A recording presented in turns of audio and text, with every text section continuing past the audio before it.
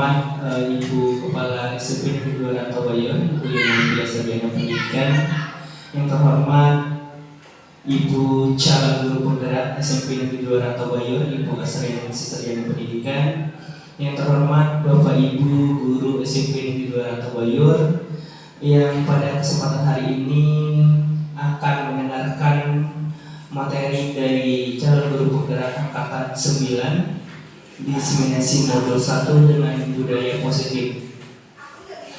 Baik Bapak Ibu, ada hari ini kita akan mendengarkan materi dari calon guru penggerak angkatan 9 yang nanti akan disampaikan oleh Ibu Asrianingsih Sarjana Pendidikan. Sebelum ke materi, izinkan saya untuk membacakan susunan acara pada kegiatan hari ini. Yang pertama, pembukaan. Yang kedua, sambutan dari Kepala SMP Negeri 2 Rantabayor yang nanti akan disampaikan oleh Ibu Yunelvia Sarjana Pendidikan. Selanjutnya materi nanti akan disampaikan oleh calon guru penggerak angkatan 9 yang nanti akan membahas dengan diseminasi modul 1 budaya positif yang akan nanti disampaikan oleh Ibu Asrianingsih Sarjana Pendidikan. Yang keempat, penutup. Baik, untuk mempersingkat waktu, menginjak acara pertama itu pembukaan. Untuk mendapatkan hikmat dan barokah acara kita pada siang hari ini, mari kita membuka acara ini dengan melafazkan lafaz basmalah. Bismillahirrahmanirrahim. Baik Bapak Ibu yang kami hormati, acara selanjutnya sambutan dari Kepala SMP Negeri 2 Rantabayor yang mana akan disampaikan yang terhormat Ibu Yunelvia Sarjana Pendidikan. Kami silakan.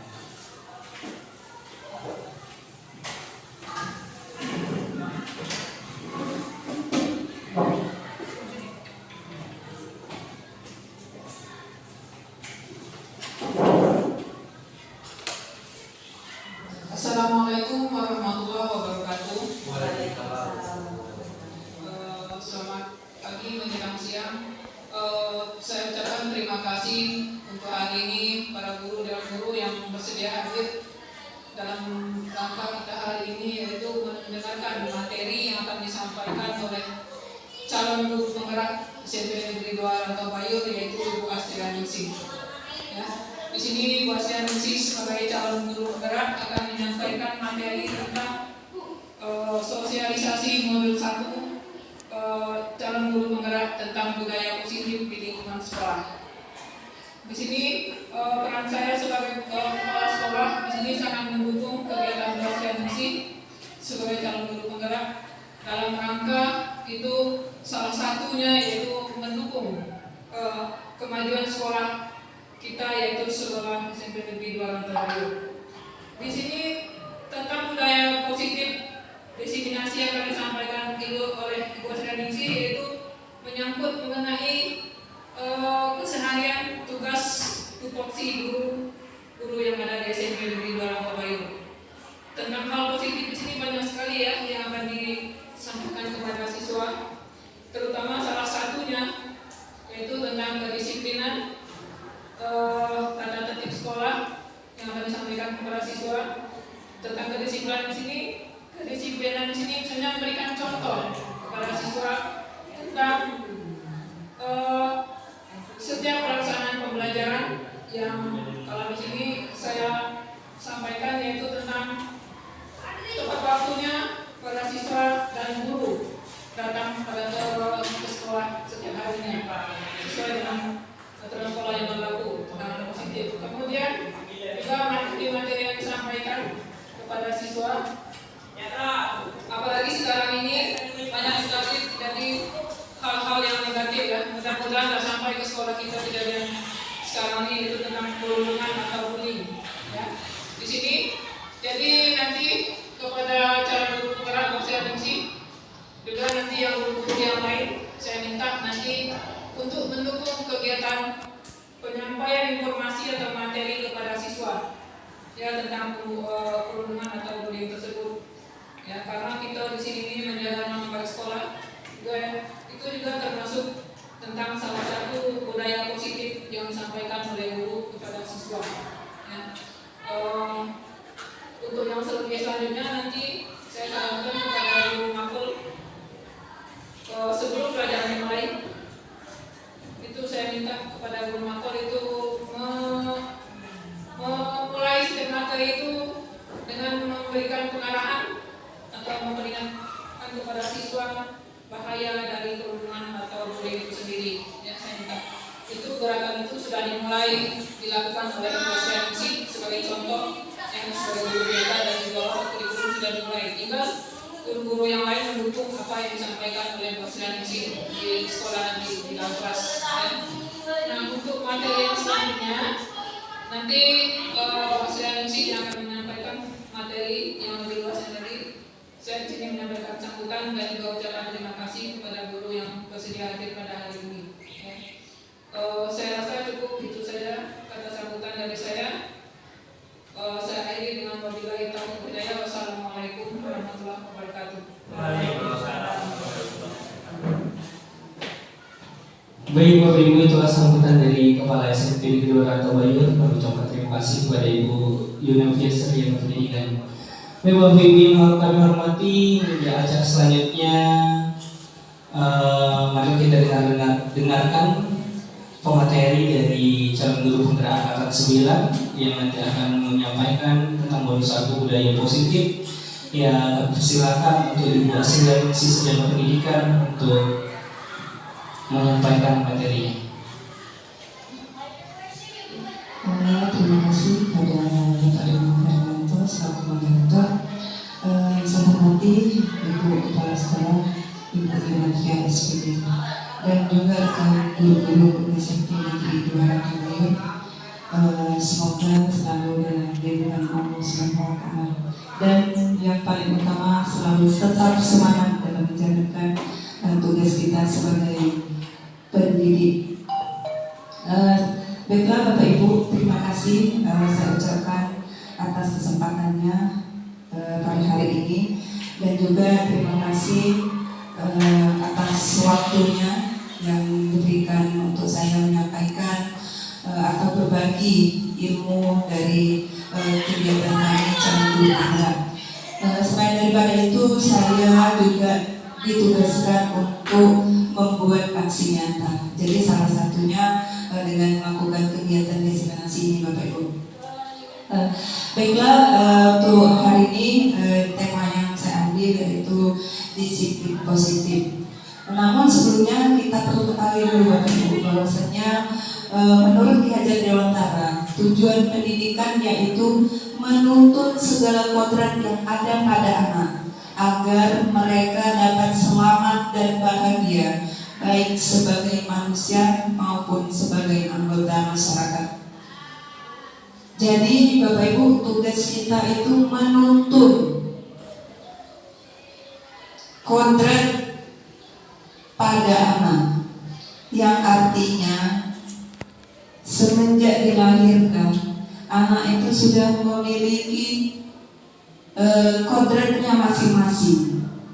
Tinggal kita sebagai guru bertugas menebalkan laku-laku positif terhadap anak. Jadi kita guru itu bukan merupakan objek, tetapi kita itu menuntun untuk anak dapat bersikap lebih baik. Seringkali kita kan menginginkan anak itu menjadi apa yang kita mau. Kita lupa bahwasanya anak memiliki karakter yang berbeda-beda. Namun di dalam menuntun ini Bapak Ibu, kita sesuaikan dengan tujuan kita sebagai pendidik, disesuaikan dengan profil pelajar Pancasila. Di mana pembiasaan itu harus kita tumbuhkan. Misalnya yang pertama dimensi gotong royong. Bagaimana caranya kita untuk dapat menumbuhkan anak agar mereka dapat bergotong royong. Kemudian mandiri. Seringkali anak kalau tidak disuruh gurunya tidak punya inisiatif, tidak mau melakukan sesuatu.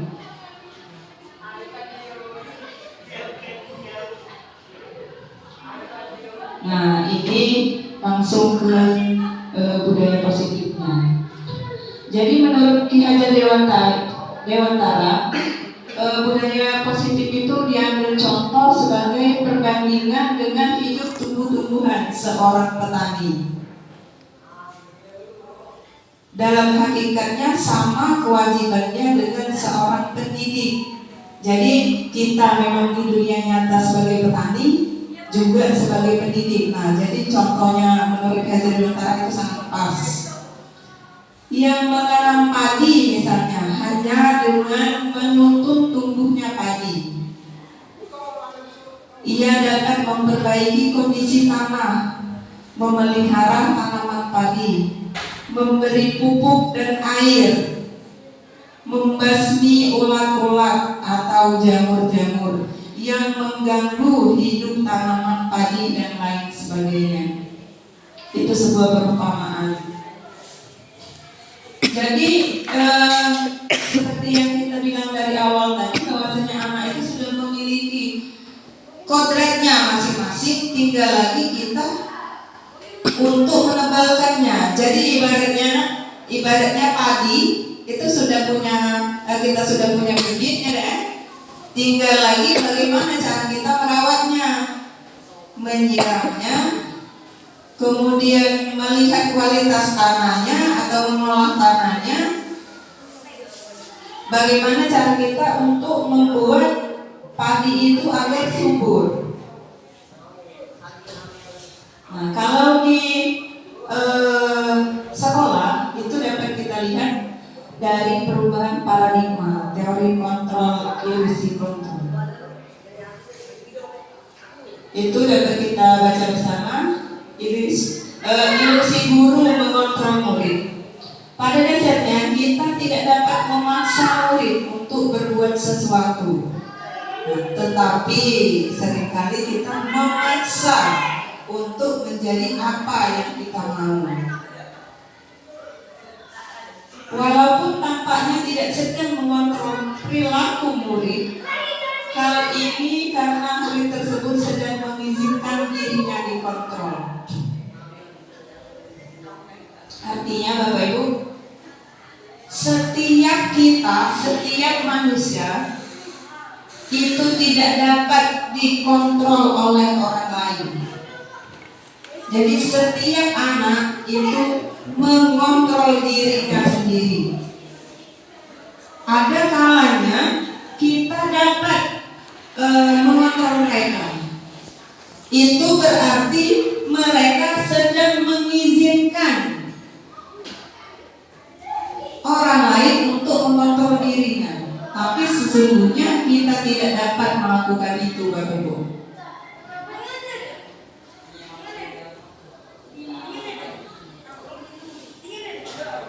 Kemudian yang kedua, ilusi bahwa kritik dan membuat orang merasa bersalah dapat menguatkan karakter.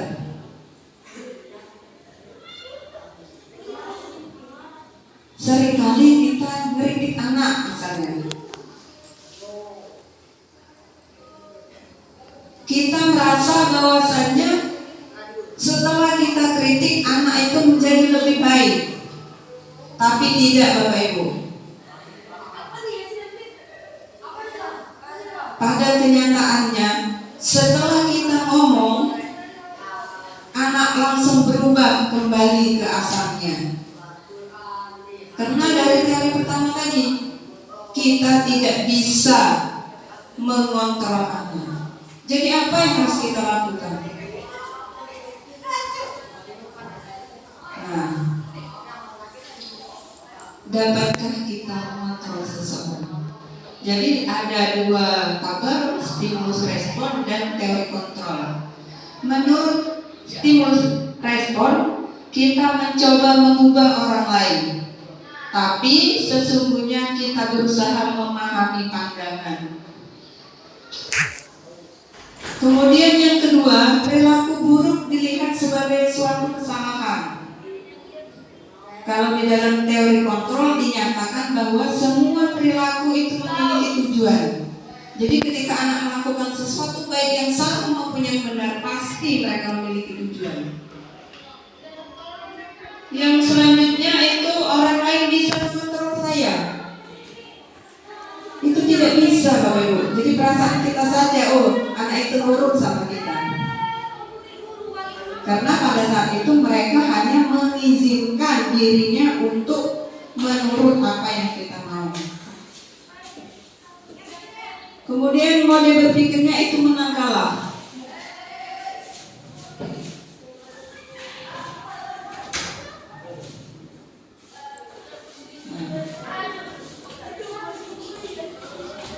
Jadi untuk menumbuhkan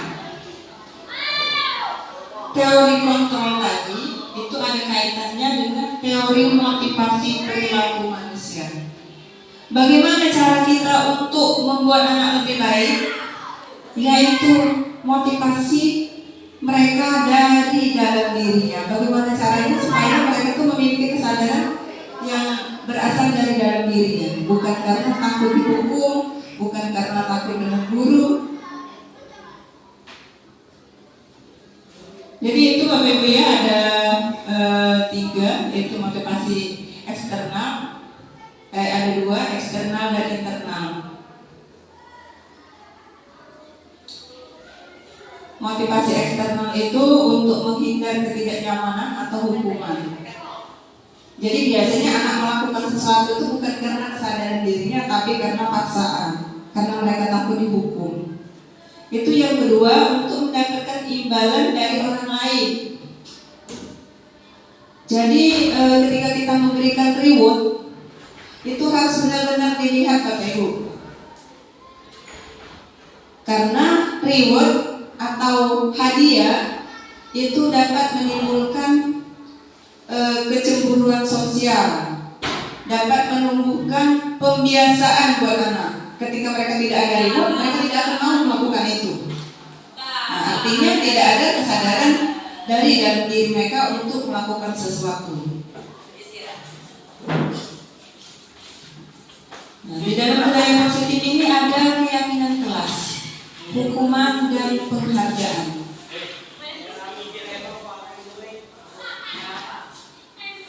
Seringkali kita sebagai guru itu yang mana Bapak Ibu? Membuat keyakinan kelas, membuat hukuman, atau melakukan penghargaan terhadap siswa dengan reward tadi. Hukuman Bapak ya, lebih banyak hukuman. Nah, jadi untuk sekarang kita setelah mempelajari modul ini, setelah kegiatan diseminasi ini, agar mungkin kalau dihilangkan itu sulit, kita kurangi bersama Bapak Ibu. Nah ini kita tonton dulu bersama. Kita termasuk di kategori guru yang bagaimana? Coba kita perhatikan Bapak Ibu. Ibu dan Bapak guru hebat dalam penerapan disiplin positif restitusi. Salah satu program yang dikembangkan adalah 5 posisi kontrol. 5 posisi kontrol dalam restitusi adalah proses perjalanan seorang pendidik agar dapat mengenali dirinya.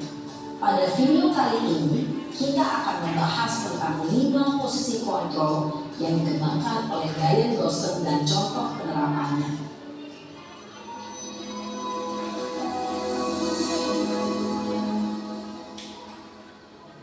Lima posisi kontrol itu adalah 1. Posisi penghukum, 2. Posisi pembuat merasa bersalah, 3. Posisi teman, 4. Posisi pemantau atau monitor, dan 5. Posisi manajer. Untuk lebih memahami kelima posisi tersebut, mari kita saksikan kasus Naren yang terlambat hadir 20 menit di sekolah dan melihat bagaimana kelima posisi kontrol dalam menghadapi masalah tersebut.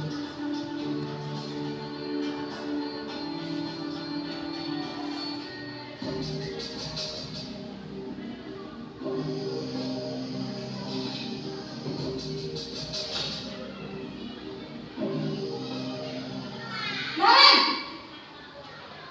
sini kamu. Selamat pagi, Bu. Selalu terlambat. Kamu deh, pasti terlambat. Maaf, Bu. Saya Apa? Apa coba? Alasan kamu apa lagi? Kapan sih kamu tidak terlambat?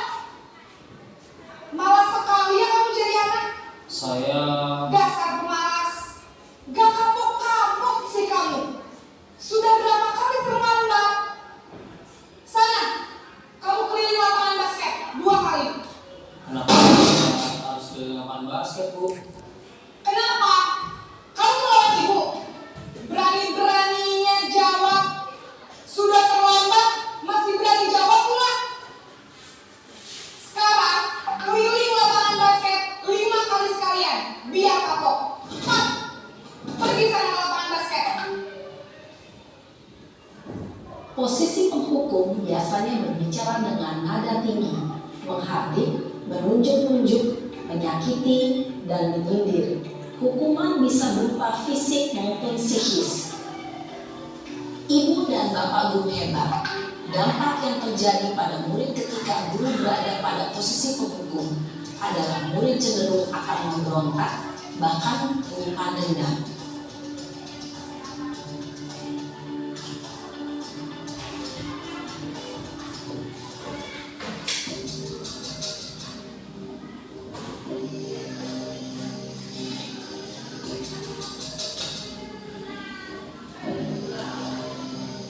Naren, Nah, ini yang kedua Bapak Ibu ya. Tadi penghukum.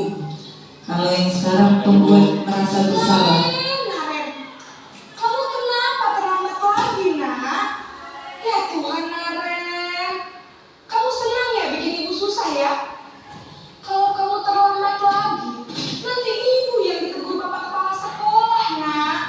Disangka ibu tidak bisa membina kamu. Duh, gimana ini? Maaf, Bu. Duh, Gusti Naren. Kamu suka ya kalau ibu tegur bapak kepala sekolah? Terus, sekarang ibu harus tulis apa ini di buku absen? Ini kamu sudah sering terlambat loh. Ibu harus apa coba? Maaf, Bu. Maaf sekali. Ya sudah, lain kali jangan bikin ibu susah lagi ya nak ya. Ibu tidak akan kuat lagi kalau kamu gini terus. Bisa jantungan kalau ibu tegur bapak kepala sekolah. Sana cepat kelas. Maaf ya, Bu. Maaf sekali. Nah, jadi anaknya itu merasa sangat bersalah Bapak Ibu. Ya, terpecah ya. Dengan nada tenang, cenderung lembut. Namun kata-kata yang diutarakan membuat murid merasa menjadi orang yang gagal, memandang buruk dirinya sendiri, merasa tidak berharga, dan tidak sanggup membahagiakan orang lain. Ketika guru mengambil posisi pembuat rasa bersalah, murid akan menganggap dirinya yang bersalah dan ia akan menyimpan emosi negatif tersebut di dalam dirinya.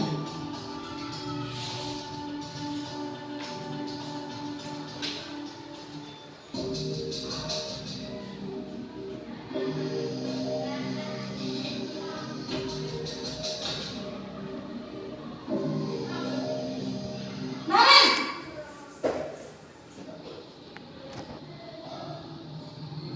Selamat pagi, Bu. wah sudah jam berapa ini nak? Terlambat lagi ya sayang. Iya, Bu. Habis ibu saya lupa bangunkan saya, Bu. Kamu malah menyalahkan ibu kamu. Kamu bukannya anak yang larinya paling kencang. Kok terlambat sih? Iya, Bu. Saya memang terlambat bangun tadi. Jadi, biarpun saya lari kencang, Tetap gak kejar Bu. Ya sudah sana, nanti lain kali larinya lebih kenceng lagi ya, biar gak terlambat lagi. Bikin seneng ibu, demi ibu, bisa kan? Bisa lah Bu. Ya sudah sana masuk kelas, ibu beresin urusan absen kamu. Kamu ini ada-ada saja. Dalam posisi teman, guru berbicara dengan nada suara ramah, akrab, cenderung bersenda gurau untuk menjaga suasana tetap santai. Murid akan merasa senang, aman, dan akrab dengan guru. Identitas yang tercipta adalah identitas sukses atau berhasil. Namun, perlu diingat, karena ini masih dorongan eksternal, maka ada faktor ketergantungan dari murid kepada orang tertentu. Di sini guru absennya, sehingga di lain waktu murid bisa berperilaku baik, namun hanya kepada orang-orang tertentu saja.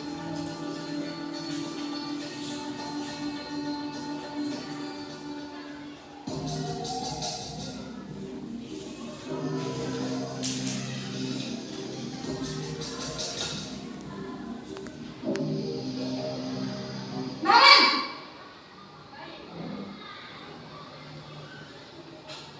Selamat pagi Bu. Naren, apa peraturan sekolah kita tentang jam berapa kita harus masuk sekolah, nak? Kita harus di sekolah jam 7 Bu. Iya betul, sekarang sudah jam 7.20. Naren sudah tahu konsekuensinya jika terlambat hadir. Paham Bu. Saya harus tinggal kelas pas jam istirahat selama 20 menit. Iya benar, konsekuensinya demikian. Jadi nanti jam 9.30 pas istirahat, kamu harus tinggal di kelas, kerjakan tugas tambahan untuk ketertinggalan kamu, ya? Baik Bu. Posisi pemantau mengandalkan penghitungan atau data untuk mengontrol murid. Guru mengarahkan murid berdasarkan peraturan dan konsekuensi. Seorang pemantau menunjukkan bahasa tubuh dan ekspresi wajah yang datar dan cenderung formal.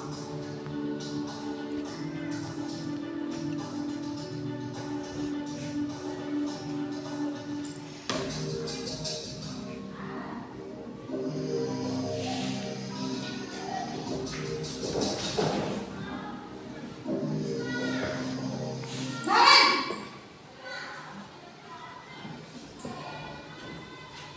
Selamat pagi Bu. Selamat pagi, Naren.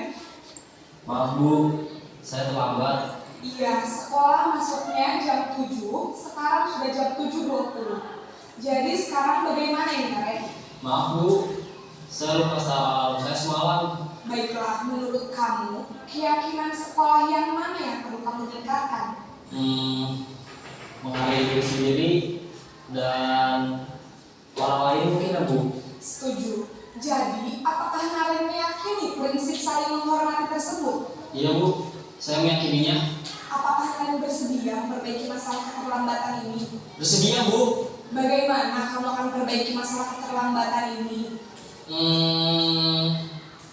Saya akan coba untuk tidak lupa menyetel alarm saya Bu. Baik, kalau Naren lupa menyetel alarm di rumah, ada orang yang kira-kira bisa bantu mengingatkan tidak? Ada Bu, kakak saya, Kak Emma. Ada lagi selain Kak Emma? Selain Kak Emma, ada ibu saya. Baik, jadi yang mengingatkan Naren adalah Kak Emma dan ibu kamu ya. Kira-kira akan mulai start alarm kapan nih Naren? Setelah pulang sekolah, akan segera saya lakukan. Baik, jadi Naren akan setel alarm untuk bangun besok pagi dan akan diingatkan oleh kakak dan ibu dan Naren ya. Ada lagi yang mungkin perlu dilakukan Naren agar tidak terlambat bangun lagi? Tidak ada Bu. Baik Naren, terima kasih untuk kerjasama kamu. Sekarang kamu perlu kembali ke kelas untuk belajar. Baik Bu, terima kasih. Posisi manajer adalah posisi kontrol yang disarankan untuk membimbing murid memiliki sikap disiplin yang positif, yaitu murid yang mandiri, bertanggung jawab, dan dapat memecahkan masalah. Tujuan dari posisi ini adalah agar murid dapat berefleksi atas tindakannya Guru akan dengan tulus memberikan pertanyaan-pertanyaan bermakna sehingga membuat murid dapat belajar dari kesalahannya dan mencari sebuah solusi untuk menyelesaikannya. Ibu dan Bapak guru hebat, setelah mengamati adegan kelima posisi kontrol tadi, kira-kira posisi mana yang paling ideal? Posisi mana yang dapat menunjang motivasi intrinsik murid? Ya, tentu. Nah, ya. Jadi Bapak Ibu, dari kelima posisi kontrol tadi, yang mana yang sering kita lakukan Bapak Ibu? Yang mana yang ada pada diri kita selama ini? Saya minta Bapak Ibu ya untuk berbagi. Ayo Bapak Ibu, ada yang mau? Iya. Ada yang mau untuk berbagi posisi kontrol yang mana yang sering kita pakai? Ya, Bapak silakan. Maju Pak.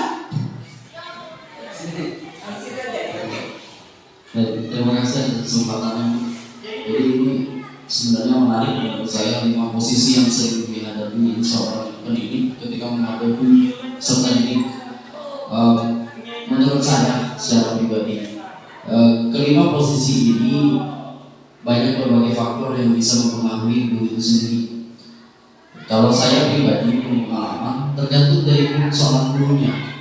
Bisa jadi kalau misalnya gurunya sedang ceria, pembawaannya sangat baik, bisa menjadi posisi nomor 5, manajer atau memberikan motivasi segala macam. Namun ketika ini maaf sekali kalau kita ada masalah pribadi dari guru yang lain, bisa saja menjadi posisi nomor 1 dan posisi nomor 2, yaitu penghukum. Yang saya sering lihat itu posisi penghukum. Dan kalau posisi teman, semua guru di sini bisa dianggap sebagai. Tapi apapun itu, saya tidak bisa menentukan kalau saya sendiri pribadi ini masuk di posisi yang mana. Apakah penghukum, pembuat, atau merasa bersalah, atau teman, atau posisi pemantau, saya tidak tahu. Karena baru kali ini saya dapat materi dari Ibu, saya ucapkan terima kasih. Dari sini saya dapat gambaran bahwa jadi memang benar ada tipe-tipe kontrol dari guru itu untuk mengontrol muridnya. Nah, menurut saya juga dari kelima posisi kontrol ini ada posisi positif dan negatif. Tapi yang paling banyak posisi positif nampaknya memang jelas nomor 5 adalah posisi manajer yang paling betul. Sehingga siswa disarankan atau mencari solusi dan mengambil sikapnya sendiri. Nah, kalau saya pribadi, saya tidak tahu, bingung saya. Kadang-kadang saya bisa jadi teman, bisa. Kadang-kadang saya juga menghukum, iya. Tapi saya tidak tahu kalau seandainya ada posisi kelima sebagai manajer, dan itu tidak terpikirkan. Saya rasa dengan ilmu seperti ini bisa diterapkan dan saya bisa aplikasikan seperti yang tadi ditanyakan, yaitu posisi kelima, manajer peserta didik. Itu sih. Tidak tahu kalau tanggapan dari Bapak Ibu guru yang lainnya ada atau tidak. Iya, terima kasih. Kita kasih aplaus dulu dong buat Pak Kelvin. Iya, terima kasih Bapak ya. Bagus sekali ya Pak Kelvin. Iya Bapak Ibu, memang benar bahwasanya selama ini kita sering menerapkan bahkan kelima-limanya. Hanya saja kita tidak tahu posisi yang mana kita berada. Namun perlu kita ketahui bahwasanya yang sangat baik adalah sebagai manajer, di mana kita menimbulkan atau mengajak anak menyelesaikan permasalahannya, atau anak yang memikirkan bagaimana ia menyelesaikan permasalahannya. Bukan kita yang misalnya tadi, ayo kamu keliling lapangan, sementara kesalahannya adalah terlambat. Nah, jadi kalau misalnya kesalahannya terlambat, berarti bagaimana Bapak Ibu? Cara kita menyikapinya agar anak tersebut sama dengan teman-temannya yang lain, misalnya dalam waktu belajarnya. Iya, jadi ketika kita jam istirahat misalnya, ditambah lagi jamnya. Jadi ketika ia terlambat 20 menit, tuannya sudah istirahat, dia tidak boleh istirahat, mengejar atau mempelajari pelajaran yang tertinggal tadi. Jadi kalau kita pelajaran di dalam kelas, kita hukum anak itu keluar kelas, itu penghukum namanya. Nah, jadi kita harus dapat memposisikan diri sebagai manajer, Bapak Ibu.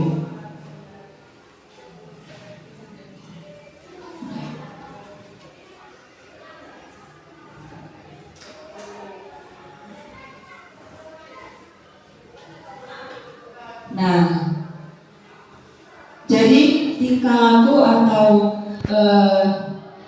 permasalahan anak itu biasanya berkaitan dengan kebutuhan dasar manusia.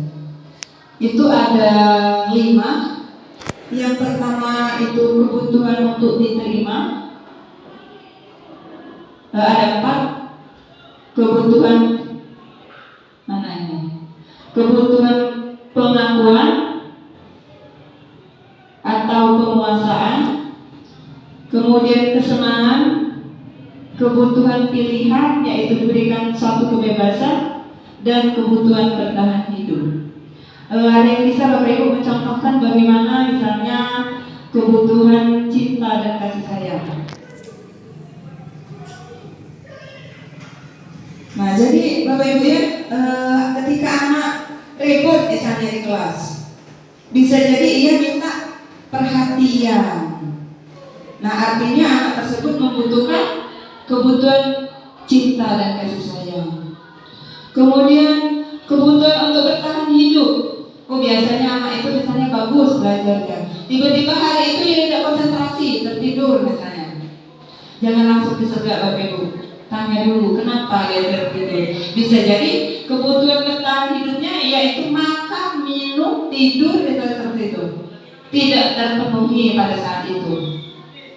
Nah, begitupun dengan kebutuhan yang lainnya. Di sini yang agak ini yang kebebasan. Nah, seringkali kan kita lupa bahwasanya anak itu membutuhkan kebebasan. Bukan berarti kita menyuruh anak itu untuk ribut di kelas, tetapi memberikan ruang atau kebebasan terhadap anak untuk memilih gaya belajarnya misalnya. Jadi kalau kita memberikan materi itu monoton, mencatat misalnya, bisa jadi mereka bosan. Nah, jadi anak itu perlu bisa, Bu, aku nak keluar Bu. Mungkin mereka merasa jenuh seperti itu ya Bapak Ibu. Nah, kemudian ada tabel.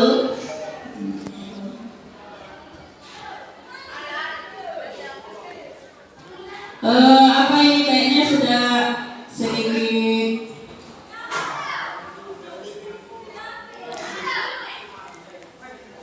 ini apa? Tidak konsentrasi. Silakan minum dulu Bapak Ibu.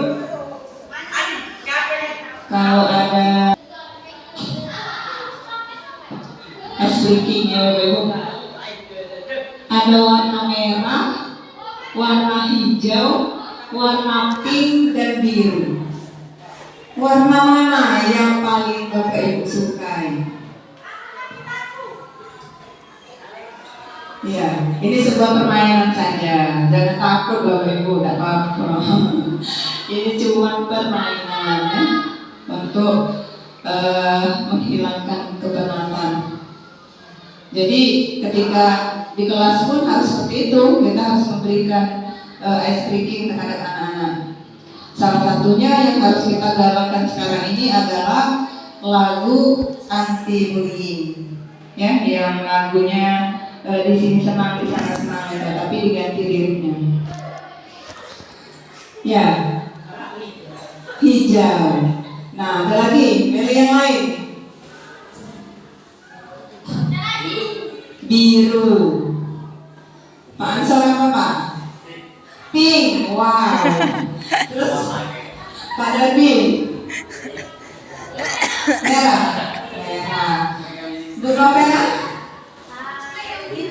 Biru aja, biru dua ya. Kalau sekolah hijau 2, biru 2, merah 1, pink 1. Ibu era apa? Warna hijau, hijaunya ada 3. Sebelum kita lihat Bapak Ibu ya, apa arti dari pilihan Bapak Ibu tersebut? Ada yang mau berbagi? Mengapa yang menyukai warna tersebut? Ya, coba Pak Darbi yang suka warna merah. Ya, setidaknya kalau merah itu setidaknya orangnya pasti pemberani, kemudian nggak takut tantangan lah, pemberani gitu. Iya, kita kasih aplaus dulu dong untuk Pak Darbi. Wow, ya, warna merah. Mau dibuka apa nanti? Apa satu lagi nih? Bu Yul, Ibu Yul tadi warna hijau. Kenapa Bu pilih warna hijau?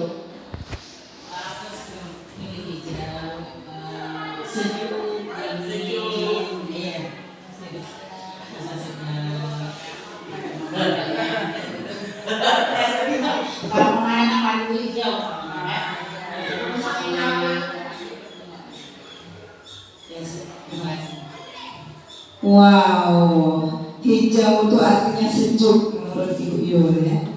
Ya, tapi di sini hanya permainan Bapak Ibu ya. Ya, jadi arti dari warna yang Bapak Ibu pilih adalah pasti. Nah, artinya semangat dan kreatif. Kemudian romantis dan cinta. Ini yang apa? Kalau yang milih ungu tadi nggak ada ya? Nggak ada.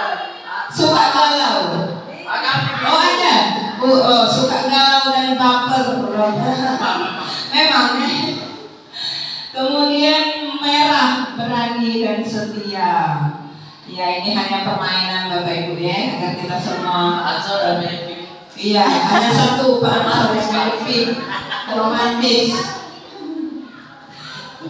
Gimana Bapak Ibu, lanjut?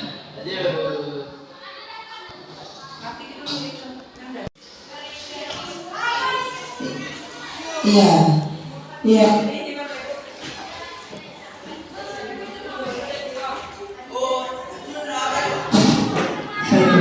Nah, ini ada contoh Bapak Ibu yang sudah kita bahas tadi ya.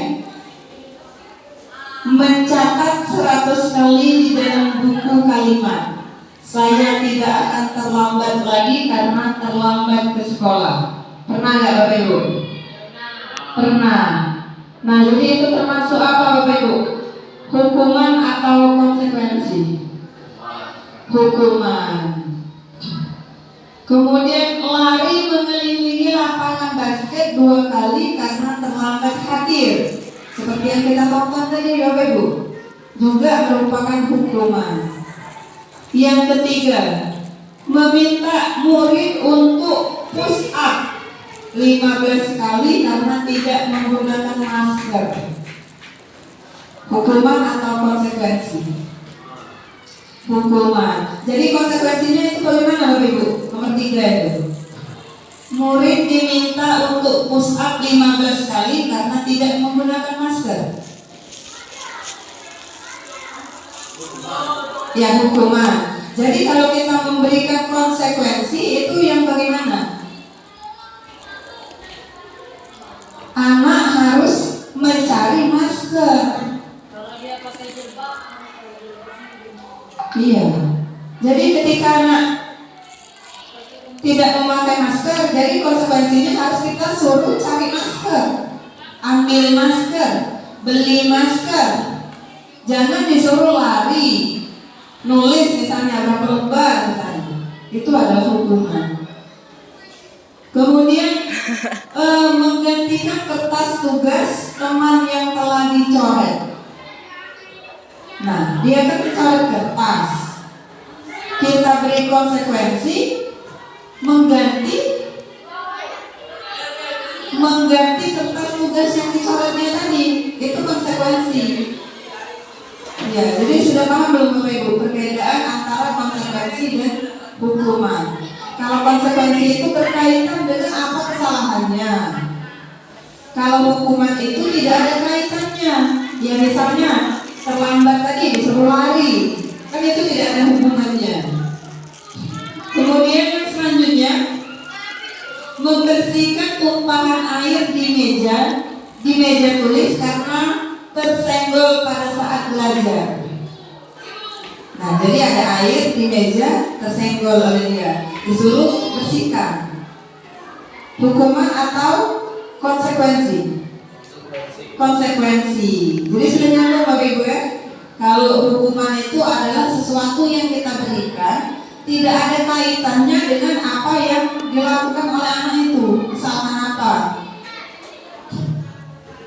Ya misalnya anak tidak memakai sepatu misalnya, kita hukum buat lari 5 kali keliling lapangan.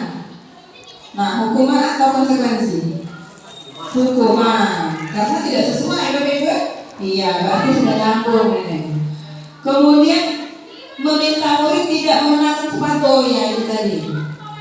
Seharian dikarenakan tidak mengenakan sepatu hitam, hukuman.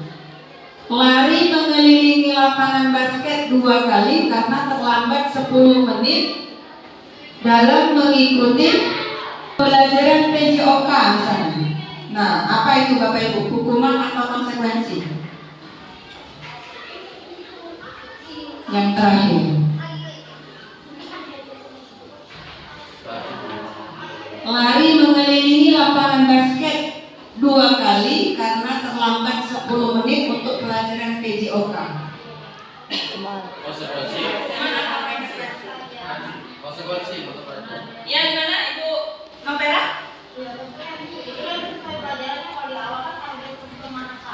Iya, tapi di pelajaran PJOK ada 2. Kalau pelajarannya di lapangan, berarti ia tumbuh ke konsekuensi. Tapi kalau pelajarannya di dalam kelas, berarti hukuman. Jadi untuk pelajaran PJOK itu kita lihat dulu pelajarannya di lapangan atau di dalam kelas. Iya, seperti itu Bapak Ibu ya. Nah, ini cara menyelesaikan masalah dengan menggunakan segitiga restitusi yang kita bahas dari awal tadi dan yang kita tonton tadi, yang berada di posisi manajer.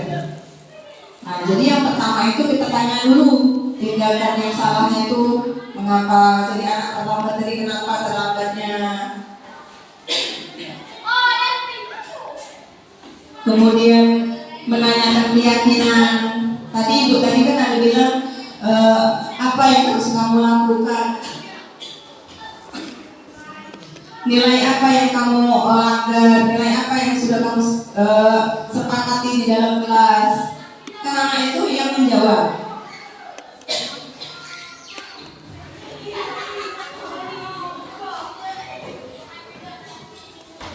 Nah, ini kesimpulan.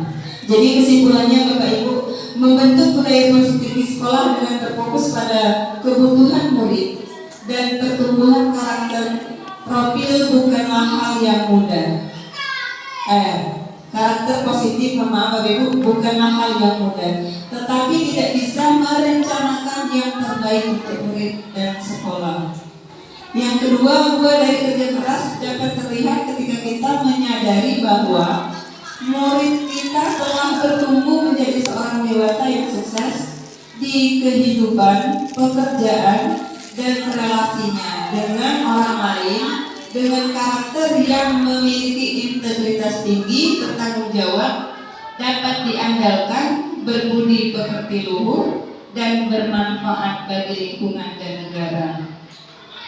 Yang ketiga, kalau bukan kita yang melakukannya, siapa lagi? Kalau bukan mulai dari sekarang, ya kapan lagi Bapak Ibu? Jadi kita semua harus tetap semangat Bapak Ibu ya. Iya, itu saja. Terima kasih. Kembali kepada Wassalamualaikum warahmatullahi wabarakatuh. Baik Bapak Ibu, kita kasih aplaus untuk materi kita dan berikutnya. Cukup menarik materinya pada hari ini dan cukup memberi pelajaran. Inilah dampak positif dari calon guru penggerak yang ada di sekolah kita. Kita bisa belajar bersama, memberi pengimbasan kepada kita supaya kita bisa maju bersama-sama. Sekali lagi terima kasih kami ucapkan kepada Ibu Asdarin Ningsi untuk materinya pada hari ini. Semoga kegiatan Ibu lancar sampai selesai untuk guru penggerak angkatan ke-9. Bapak Ibu yang kami hormati, sekian acara kita pada hari ini menginjak acara terakhir penutup. Baik, untuk menutup acara ini, marilah kita melafazkan lafaz Alhamdulillah, Alhamdulillahirabbil alamin. Bapak Ibu, saya selaku pembawa acara pada siang hari ini mohon maaf jika ada kata-kata yang salah, berdoa semua mohon ampun. Assalamualaikum warahmatullahi wabarakatuh.